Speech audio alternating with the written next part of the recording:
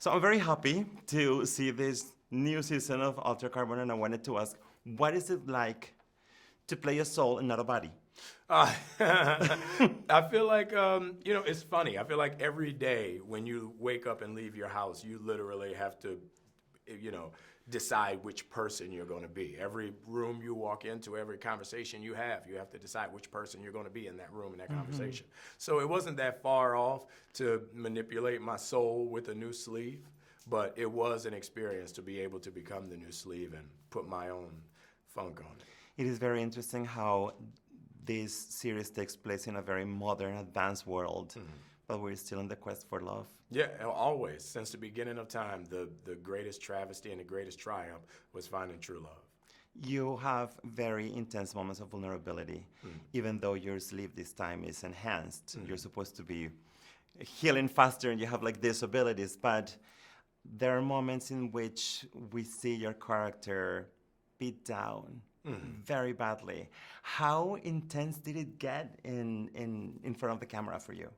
It was a very emotional shoot. I was actually talking with Chris about this last night because we had so many scenes where, we were just emotionally spent.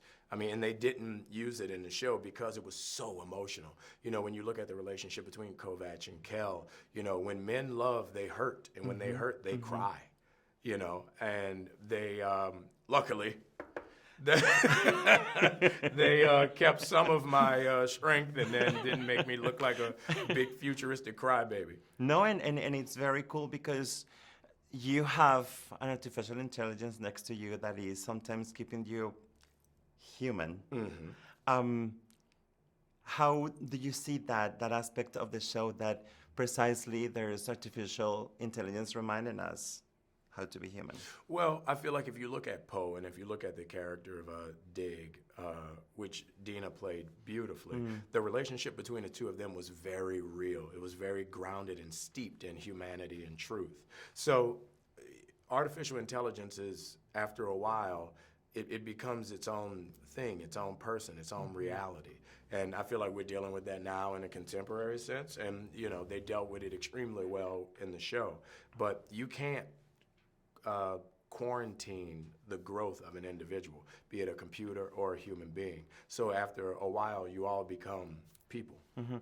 I have to ask about the technology that is immersed in the show that we are immersed in. There are things that are added in post-production. How, because you're already accustomed to do this from other jobs that we well know. How is that in this show? Actually, in this show, it was the best experience with blue screen, green screen, CGI that I've ever had, because so many of our sets were practical sets. When we're walking through the marketplace or when we're in the hotel or, when we're all those places are actually there. They built these massive set pieces. So it made it very easy for us to be able to step into that world and live the truth of those characters. It looks so real. Yeah. Thank you so much for your time. Thank you. This is fun. Thank you. Thank you. Appreciate it. Have a good one.